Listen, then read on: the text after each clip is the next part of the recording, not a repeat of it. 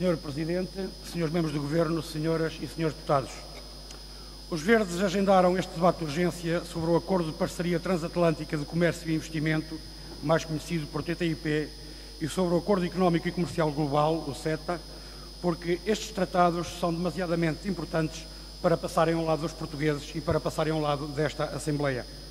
E fizemos-lo não só pelo conteúdo dos próprios tratados e, portanto, pelas implicações que os mesmos podem trazer para os portugueses e para o país, mas também pela forma como o processo negocial está a decorrer. E sobre a forma, muito há a apontar, mas pouco há a dizer. E pouco há a dizer porque o CETA passou literalmente ao lado dos portugueses e desta Assembleia. Por mais estranho que possa parecer numa Europa que se diz tão democrática e tão transparente, este acordo começou a ser negociado entre a União Europeia e o Canadá em 2009, mas só em 2016 a sua versão foi tornada pública pela Comissão Europeia. 7 anos de clandestinidade, longe dos olhares dos povos da Europa. Pela calada da noite, passaram 7 anos a negociar, fechados em gabinetes da União Europeia ou nas instalações de uma qualquer multinacional, escondiam papéis para ninguém ver. Uma vergonha. Foi assim o processo negocial do CETA. Uma vergonha. Quanto ao TTIP, negociado entre a União Europeia e os Estados Unidos da América, o cenário não anda muito longe. Até há pouco tempo, pelo menos em Portugal, o texto não estava disponível.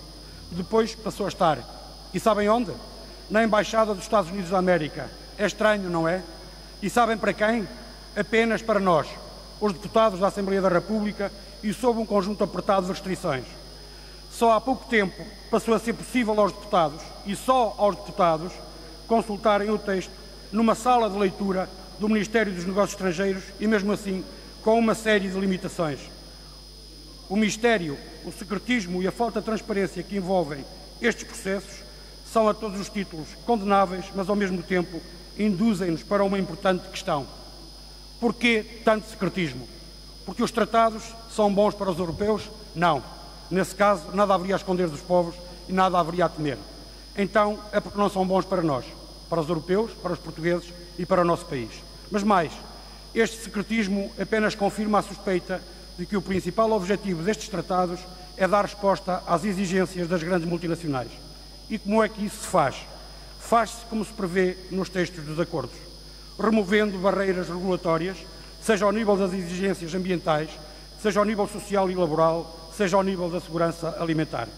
Faz-se reduzindo os padrões de exigência e de regulamentação europeia em áreas como a agroindústria e abolindo as restrições sobre organismos geneticamente modificados.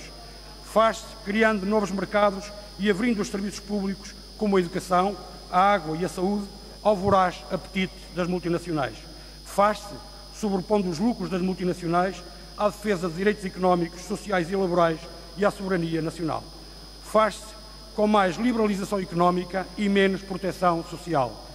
Faz-se como estes tratados prevêem, permitindo às multinacionais processar os Estados, incluindo as autarquias, sobre decisões que possam comprometer os seus lucros. E processar os Estados não em tribunais de cada Estado, mas em tribunais privados, em tribunais arbitrais, tal como as multinacionais gostam. Com esta benesse às multinacionais, os próprios órgãos de soberania ficariam fortemente condicionados ou até impedidos de defender o interesse nacional e o interesse das populações, porque, em primeiro lugar, seria necessário não perturbar a expectativa dos lucros das multinacionais e só depois se pensaria nas pessoas e no país.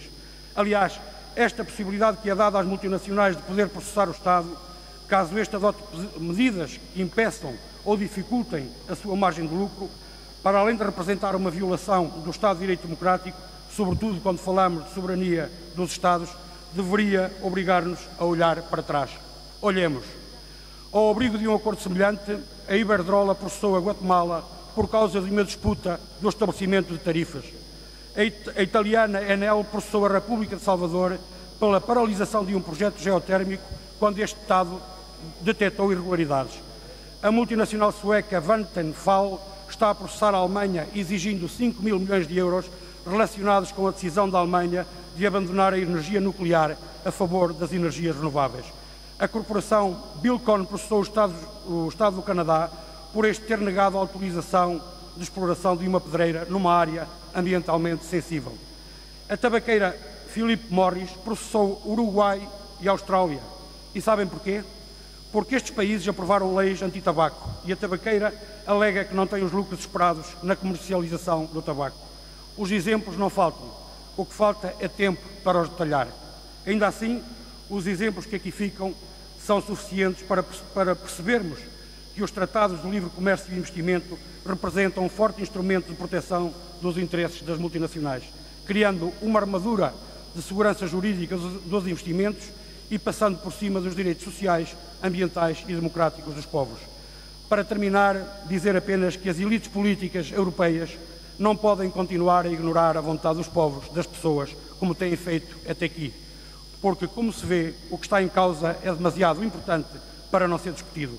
Por isso mesmo, os Verdes agendaram este debate e entregaram hoje mesmo, nesta Assembleia, 2 iniciativas legislativas com o propósito de garantir que tanto o CETA como o TTIP sejam sujeitos a um processo de ratificação ou não por parte desta Assembleia, porque nós queremos, pelo menos, democratizar e tornar o processo transparente. Muito obrigado.